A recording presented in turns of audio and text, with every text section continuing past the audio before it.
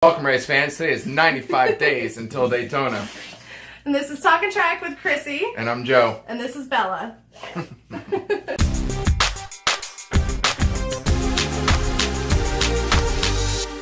Happy Wednesday, race fans. 95 days till Daytona. You know what that means. We're talking the 95 car. Most recently driven by Chrissi, who was supposed to be driving out his farewell season in the 95. As he announced earlier this year, he was going to be retiring.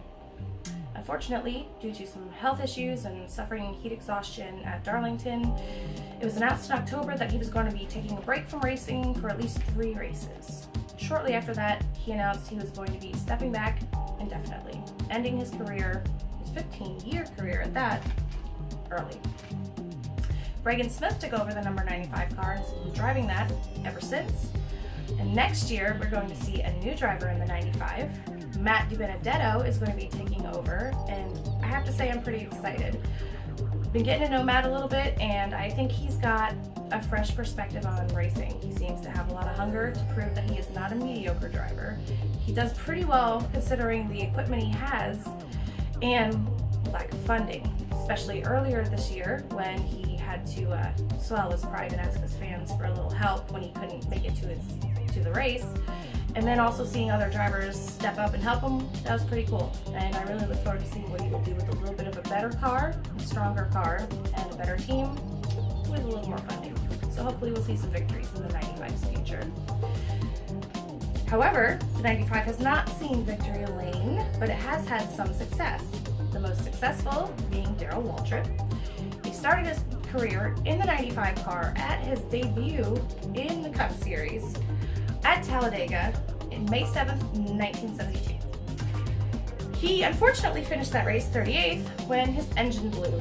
Probably not how you want to start your career, but as we know, he did go on to do pretty well, so I'm sure he's not worried about it. He went on to drive the 95 car for 35 races from 1972 to 1974.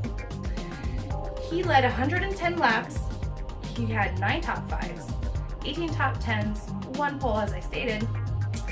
Not too shabby. Next we have Bob Dole. He was the other driver that won the pole. He ran the 95 car for 27 races from 1956 to 1960. He had 4 top 5s, 8 top 10s, and the pole. He didn't lead any laps, but he didn't do too bad either. Michael McDowell also drove the 95 and saw a little bit of success. He only ran 100 races. He led 11 laps, not bad, but at least he led a couple laps. He did get 1 top 5, and he had 3 top 10s. Unfortunately, like I said, no wins, no poles. That's okay. The 95, as I stated, did not have a lot of success, but it did run in 453 races. There were 15 top 5s and 46 top 10s. Also, 2 poles, 1 for Darrell Waltrip and 1 for Bob Dole. The average start in the 95 was 26th, with an average finish of 25th. Not that good, not that bad. So, as looking ahead to the future of the 95 with high hopes and a little bit of optimism, let's take a quick look back at the history. Chrissi drove the 95 car for Levine Family Racing, a team that was founded in 2011, and they featured Truck Series star David Starr as their driver. In 2012, Scott Speed took over driving duties. He attempted a 15-race schedule and qualified for every one of those races, but it was a start and park kind of situation. And after that, the next year, they rehired him, and he did score his first top 10 finish at Talladega. However, he ended his contract early because he cited he had frustrations with the start and park policy.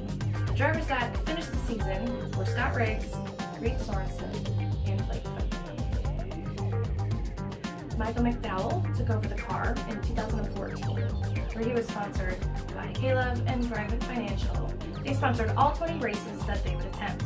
Also that year, the team had a deal with Penske Racing, which allowed them to step away from the start and park policy.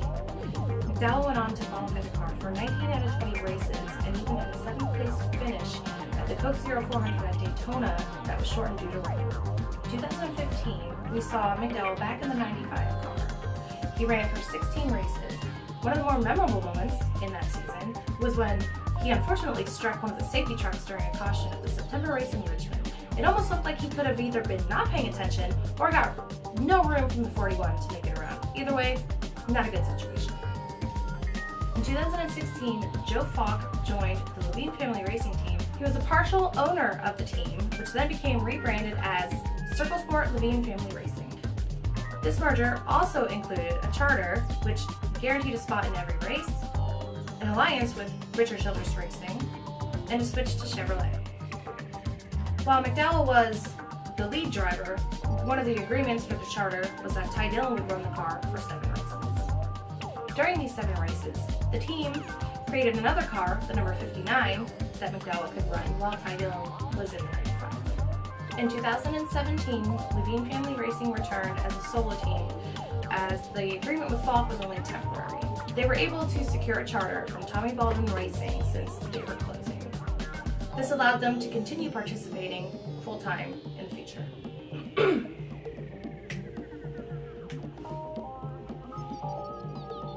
In 2017, we saw McDowell return to the 95 car full-time. And in the July race at Daytona, he wrecked Chase Elliott. He turned Chase Elliott for a wreck that kind of became a wreck fest, and we saw, I think it was 16 drivers finish the race. He did end up recovering and managed the first top 5 finish at 4th place. And another notable moment from that race that is hard to forget was Ricky Stenhouse winning, yelling, 1776, yeah, we're the champs. Kind of love him for that. Pretty awesome, pretty awkward, pretty random, pretty cool. In late 2017, it was announced that Michael McDowell would not be returning to the 95 car the following season. Kasey Kahne was going to be switching to the 95 from the 5 with continued support from Hendrick. In late 2017, it was announced that Michael McDowell would not be returning to the 95 car. Kasey Kahne was going to take over as he left the number 5 car because Chase Elliott was going to be adding the number 9 car over at Hendrick. Thanks for watching. Can't wait to see y'all at Daytona, and also can't wait to see you at Homestead.